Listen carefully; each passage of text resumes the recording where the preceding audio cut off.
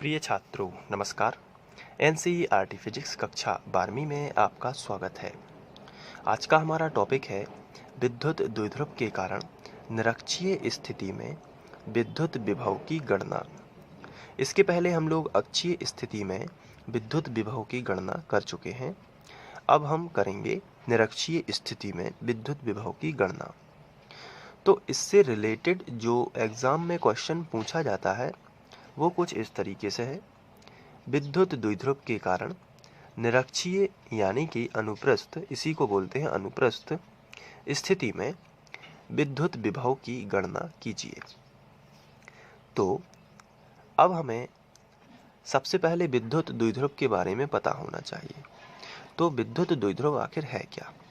तो जब दो बराबर किंतु विपरीत आवेश एक दूसरे से अल्प दूरी पर होते हैं। अब अक्षीय का मतलब होता है इस डायरेक्शन में और निरक्षीय का मतलब होता है इस डायरेक्शन में। तो चित्र थोड़ा नीचे बनेगा और यहाँ पे हम विद्युत द्विध्रुव ले लेते हैं। हमने यहाँ पे 2 पॉइंट बनाए और इनको नाम दिया ए और बी। इस पर हमने एक तरफ लिया माइनस क्यू आवेश और दूसरी तरफ लिया प्लस क्यू आवेश, इस तरीके से। और द्विध्रुव के बीच की दूरी 2a होती है, इसलिए हमने यहाँ पे 2a लिया। अब इसका जो मध्य बिंदु है, यहाँ से हम नापते हैं दूरी। मध्य बिंदु होता है O, तो हमने यहाँ मध्य बिंदु को नाम दे दिया O। अब इसके मध्य बिंदु से आप चाहें तो ऊपर भी लिख सकते थे या नीचे।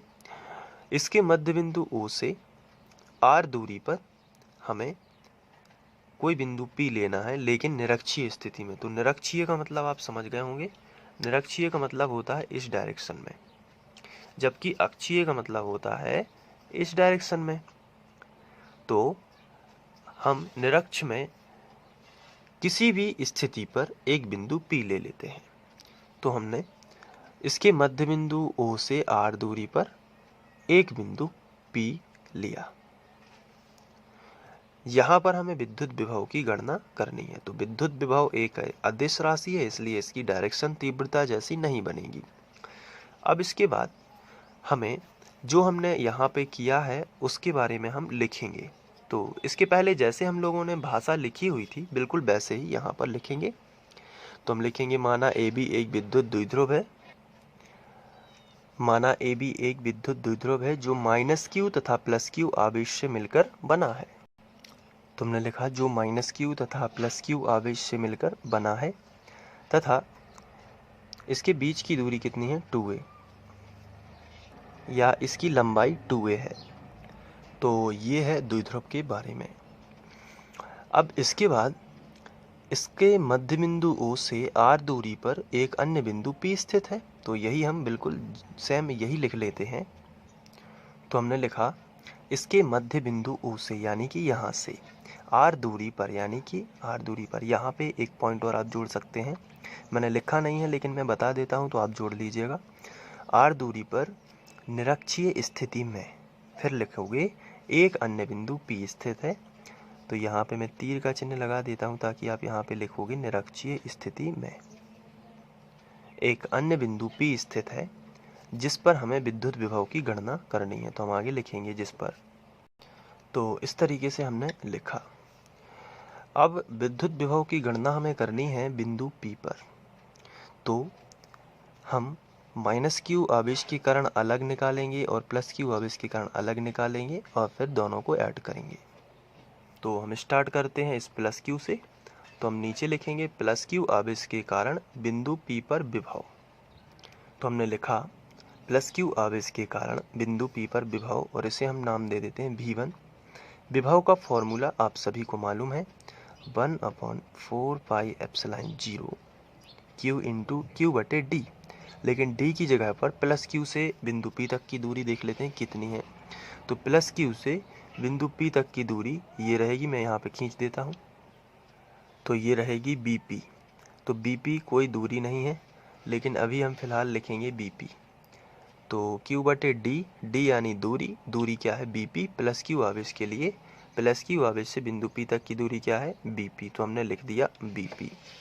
अब आगे इसी को बढ़ाते हैं, V1 बराबर 1/4 pi epsilon not into Q बटे BP कितना हो सकता है, तो ये एक समकोण त्रिभुज है। तो समकोण त्रिभुज में BP क्या है, कर्ण की भांति है, और ये यदि लंब और आधार है, और आधार कितना होगा, ये 2a है चूँकि, तो ये भी a हो जाएगा और ये भी a ही हो जाएगा। यानी कि ये मध्य बिंदु है तो OA यहाँ पे a हो जाएगा, OB भी a हो जाएगा। तो ये देखिए, तो जब हम इसमें पाइथागोरस लगाएंगे तो क्या होगा, अंडर रूट r वर्ग प्लस a वर्ग, यानी कि कर्ण का मान चाहिए तो कैसे आएगा, लंब का वर्ग धन आधार का वर्ग, और अंडर रूट क्योंकि कर्ण का वर्ग भी होता है तो कर्ण का वर्ग हटेगा तो वर्गमूल आ जाएगा। इसको मैं यहाँ पे यदि बताना चाहूँ रफ में, यहाँ पे देखिए ये एक समकोण त्रिभुज है, तो समकोण त्रिभुज में ये हो जाएगा कर्ण, ये हो लंब, ये है आधार। तो पाइथागोरस प्रमेय होता है कर्ण का वर्ग बराबर लंब का वर्ग धन आधार का वर्ग। कर्ण क्या है, BP, तो हमने लिखा BP का वर्ग।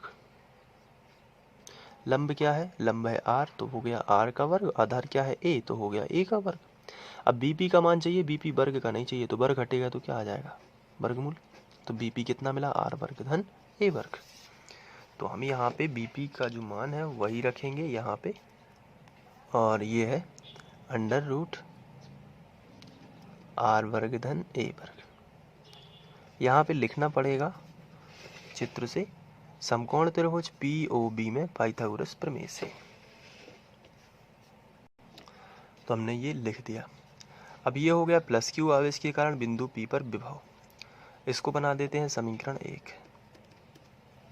अब लिखेंगे नीचे माइनस क्यू आवेश के कारण बिंदु P पर विभव, तो हमने लिखा माइनस क्यू आवेश के कारण बिंदु P पर विभव, और ये V2 से इसे दर्शाते हैं, और विभव का होता है 1/4 pi epsilon not into Q बटे डी। लेकिन माइनस क्यू से दूरी देख लेते हैं कितनी होगी, तो माइनस क्यू से P तक की दूरी है AP, मैं इसको मिला देता हूँ। तो ये देखिए AP हो गई, तो मैं यहाँ पे लिखूँगा AP। अब AP का भी हमें मान चाहिए, तो V2 बराबर 1/4 पाई एप्सिलॉन नॉट इंटू, अब चूंकि माइनस है तो यहाँ पे देखिए माइनस लगाना पड़ेगा। मैंने बताया था विभव के केस में हमें माइनस लगाना ही पड़ता है, प्लस माइनस विभव क्योंकि अदिश राशि है।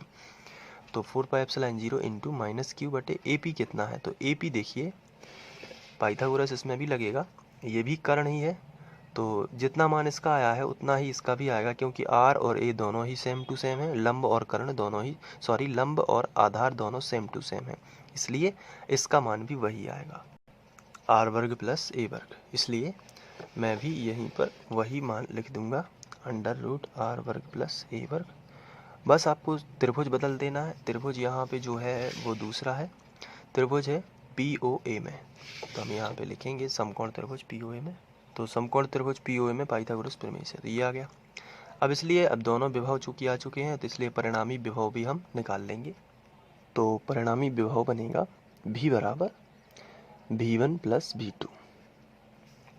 तो V बराबर V1 का मान हम रख लेते हैं, जो कि है ये पूरा 1/4 पाई एप्सिलॉन 0 क्यू बटे under root R square plus A square, और इसके बाद V2 का मान भी रख लेते हैं, यही है पूरा 1/4 पाई एप्सिलॉन 0 इंटू, बस प्लस की जगह पर माइनस है, और ये देखिए under root R square plus A square, मैं आपको दिखा देता हूँ। ये देखिए V2 का पूरा मान ये है। इसके बाद आगे बढ़ते हैं, V बराबर 1/4 पाई एप्सिलॉन 0 इंटू क्यू बटे under root R square plus A square, plus minus का हो जाएगा माइनस, फिर 1/4 pi epsilon not into Q बटे under root R square plus A square. अब ये प्लस का उतना ही है और माइनस का भी उतना है, तो ये दोनों क्या हो जाएंगे, कैंसिल। तो V की वैल्यू असल में मिलेगी 0। तो निरक्षीय स्थिति में विभव कैसा हो गया, 0। तो हम लिखेंगे अतः विद्युत द्विध्रुव के कारण निरक्षीय स्थिति में विभव कैसा होता है, 0। और ये ऑब्जेक्टिव टाइप क्वेश्चन में भी पूछा जाता है, तो आशा करता हूँ कि आप इसको अच्छे से कर लेंगे। आइए स्क्रीनशॉट दे देता हूँ, तो आप इसको नोट्स में भी लिख पाएंगे।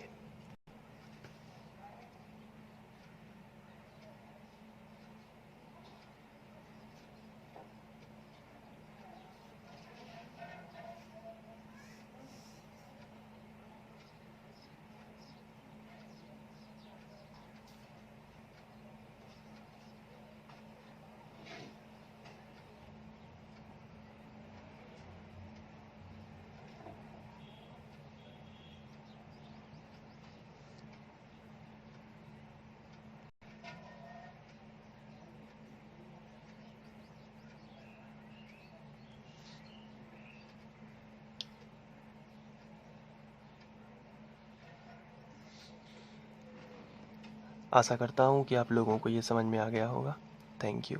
ये वीडियो आप free online coaching by Sandeep Khare के माध्यम से देख रहे थे।